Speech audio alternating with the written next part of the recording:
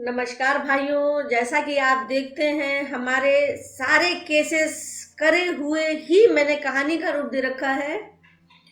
तो इसी तरह से आप जानते हैं कि हमारा लखीमपुर और सीतापुर शक्कर का खान कहा जाता है, जहाँ कई शुगर फैक्ट्री हैं। यहाँ पे बहुत सारी क्रेशर हैं, यहाँ पे बहुत सारे कोल्हू हैं।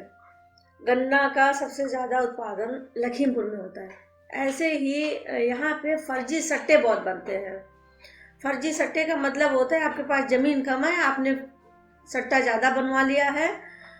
तो इसमें क्या होता है, जो गरीब आदमी है उसके सट्टे नहीं बन पाते हैं ओरिजिनल।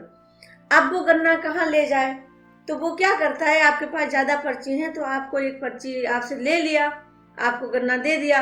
अब पैसा आपके अकाउंट में जा रहा है। जब आपके अकाउंट में जा रहा है, आपको मन हुआ तो आपने दे दिया, नहीं मनाए, मन में बेईमानी आ गई तो आप नहीं देते। तो ऐसे बहुत सारे झगड़े यहाँ पे होते रहते हैं जो हम अक्सर निपटाते रहते हैं। इसी श्रेणी में लखीमपुर बॉर्डर पड़ता है, सीतापुर बौदी खुर्द मोहंदी में, थाना मोहंदी में पड़ता है। वहाँ पे सबसे ज़्यादा फर्जी सट्टे बनते हैं। तो कई लोगों के जब वहाँ ओरिजिनल सट्टे नहीं बन पाए तो वो लोग मुझसे शिकायत करने लगे, दीदी ऐसे ऐसे, मैं वहाँ जाती रहती हूँ।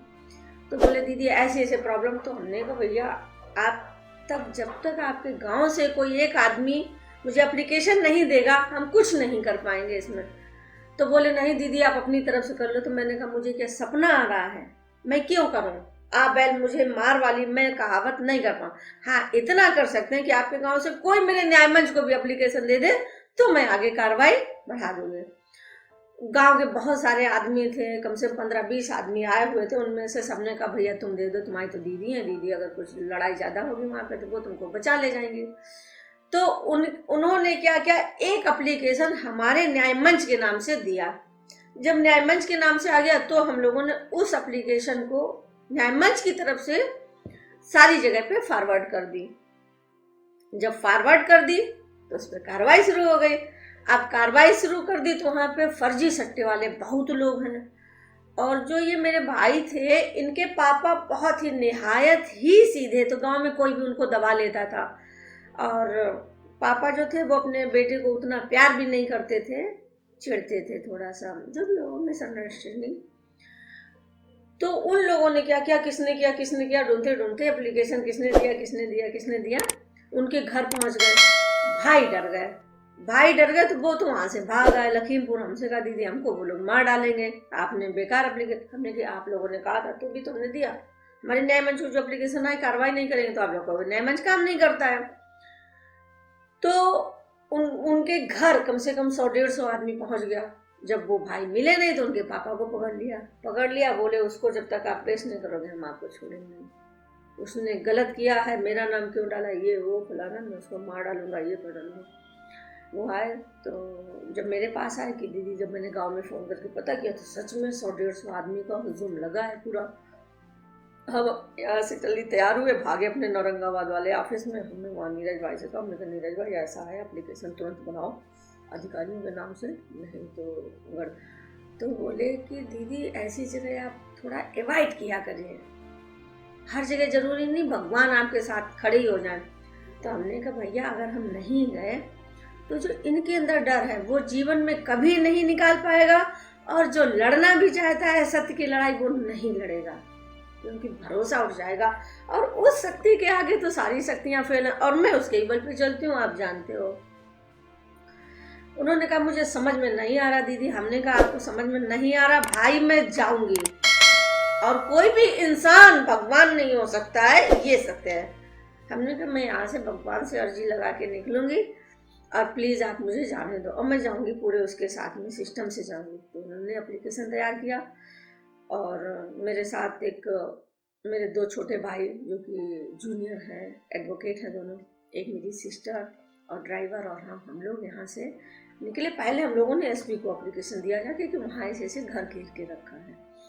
उसके बाद हमने कहा हम जाएंगे जरूर। तो उन्होंने कहा ठीक है मैडम आप चले जाइए, सीओ से मिल लीजिएगा जाके। हम यहाँ से निकले, हम मोहंदी पहुँचे, तब तक उन्होंने फ़ोन कर दिया। जब हम सीओ से मिले, सीओ ने कहा कोतवाल साहब से मिलना, उनसे भी मिल लिए कोतवाल साहब से। लेकिन एसपी साहब का फ़ोन पहुँचने की वजह से उन लोगों ने तो हमसे कोतवाल साहब कहने लगे, मैडम खबर तो आई है कि वहाँ पे कुछ बलवा होने वाला है, तो मैडम प्लीज़ आप नहीं जाइए। हमने कहा नहीं भाई, आज हम ज़रूर जाएंगे, और मुझे पता है आप लोगों को मेरे इतने मजबूत भाई वर्दी वाले जिसके हों उसका कोई कुछ बिगाड़ नहीं पाएगा, तो मुझे जाना है। तो बोले ठीक मैडम आप चलिए, हम भी आ रहे हैं। हम वहाँ पहुँचे तो वाकई में 100-150 आदमियों ने घेर रखा था। तो हम गाड़ी से निकले, सुनने का भीड़ बहुत। वो भाई भी मेरे साथ है, मुझे गाड़ी में बैठा, आप निकलना मत, शीशा बंद रहेगा, कोई प्रॉब्लम नहीं। ड्राइवर से कहा अगर तुमको लगे कि इनकी तरफ कोई आ रहे हैं तो तुम गाड़ी घुमा के भाग जाना, हम अपने आप को संभाल लेंगे। हम, मेरी सिस्टर, वो दोनों मेरे जूनियर, हम लोग सब लोग निकले। पूछा क्या प्रॉब्लम है आप लोगों को? तो बोले इन्होंने मेरे खिलाफ एप्लीकेशन। मैंने कहा उन्होंने नहीं दिया है एप्लीकेशन, मैंने दिया है, मैंने उनको सारी एप्लीकेशन दी। मैंने कहा न्याय मंच ने दिया है ये सारी एप्लीकेशन।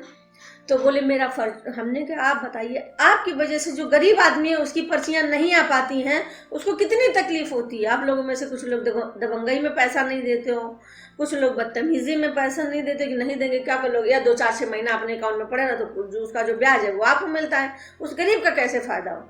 तो भैया मेरे फर्जी सट्टा, और अगर रुक गए तो आपका पैसा भी नहीं निकलेगा, फर्जी सट्टे वाले का असली पैसा भी नहीं निकलता है। उनको पूरी बात समझाए। वो बड़े तेवर में क्या करे, एक से पूछा भैया आपका, बोले मैं क्यों, मेरा क्यों रुकेगा, मेरा फर्जी सट्टा थोड़ा ना, मेरी जितनी जमीन है उतने हमारे पर्ची आई है, तो मेरा क्यों रुकेगा उसका जो फर्जी है। अब वो थोड़ा सा शर्मिंदा हो गया, सर झुका लिया। तब तक पुलिस आ गई। जब पुलिस आ गई तो पुलिस ने कहा मैडम क्या करा जाए। तो आधे ज्यादा तो ऐसे ही भाग गए डर की वजह से, कुछ बचे। अब वो उनका घर ही है तो वो करें कहाँ, भागे कहाँ पे। तो हमने कहा इन लोगों ने ऐसे बदतमीजी करी। तो मैडम बोले आप बताइए, तो इनको उठा के वहाँ ले चले, मुकदमा ले जाए। तो हमने कहा इतनी बड़ी बात नहीं है, हमें तो अपने भाई को ऊंचा करना था, जिससे मतलब आगे अगर कभी सत्य की लड़ाइयाँ लड़नी पड़े तो मेरा भाई कमजोर ना पड़े, वो इस तरह की लड़ाइयाँ लड़ ले। बोले ठीक है। तो हम लोग वहाँ बैठे, फिर उन्होंने कहा कि आप सब लोग थाने चलो, जो ज़्यादा बलवा काट रहे थे। तो बोले साहब हमको माफ़ कर दो। तो बोले हमारे माफ़ करने थोड़ी ना होता, मैडम जी इतनी दूर से भाग के आई हैं और एसपी साहब का आदेश है। तो बोलो हाथ जोड़ के खड़े हुए, बोले दीदी गलती हो गई। हमने कहा दोबारा देखो, आज तो तुमने किया, मेरा भाई कमज़ोर था, उसके पापा कमज़ोर थे, तो आप लोग इतना ड्रामा कर लिए। उनको हमेशा आप कोई भी कमज़ोर होगा तो आप तो टिक मार के आप तो निकल लेते हो, लेकिन उसके दिल पे कितना दर्द होता होगा कभी आप लोगों ने सोचा। तो बोले दीदी आज के बाद इस तरह की गलती नहीं होगी। तो हमने कहा ठीक है, अगर गलती दोबारा हो गई तो उनका न्याय मंच है, बीच में इतना याद रखिएगा। बोले मैडम जी नहीं होगी दोबारा ये गलती। तो फिर वहीं पे सुलहनामा लिखा गया। और उसके बाद हम भाई के घर गए। तो जो भाई के पापा जो थे वो अपने बेटे से ज़्यादा नाराज रहते थे। उस दिन जब उन्होंने देखा कि हाँ मुझे मतलब बेटे की वजह से आज ये लोग कमज़ोर पड़ गए जो मुझे हमेशा दबा के रखते थी, तो वो काफ़ी खुश थे। तो उन्होंने कहा मतलब बेटिया आज तुम बिना चाय पिए नहीं जाओगे। तो और अच्छा उधर वो लोग पीछे पड़ गए कि दीदी हम अगर आपने मुझे माफ़ कर दिया तो आप मेरे यहाँ चाय जरूर पियेंगे, नहीं तो हम सोचेंगे आपने मुझे माफ़ नहीं किया। तो हमने कहा ठीक है हम आपकी चाय जरूर पियेंगे, क्योंकि हमारी कोई आपसे पर्सनल दुश्मनी तो है नहीं, हम न्याय की लड़ाई लड़ते हैं, न्याय मंच चलाते हैं। और अगर आपको अपनी गलती का एहसास है तो हमें पता है कि इस गाँव में दोबारा इस तरह की प्रॉब्लम नहीं आएगी। फिर उनके यहाँ चाय पी, उसके बाद फिर हम अपने भाई के घर गए। पापा जी भी उनके खुश हैं, भाई के जो मेरे अंकल हैं वो बड़ा खुश हैं। उन्होंने भाई को भी 2-3 पर्ची फिर दिया कि तो अपना करना इसको लगा लो। भाई भी खुश थे, अंकल भी खुश थे।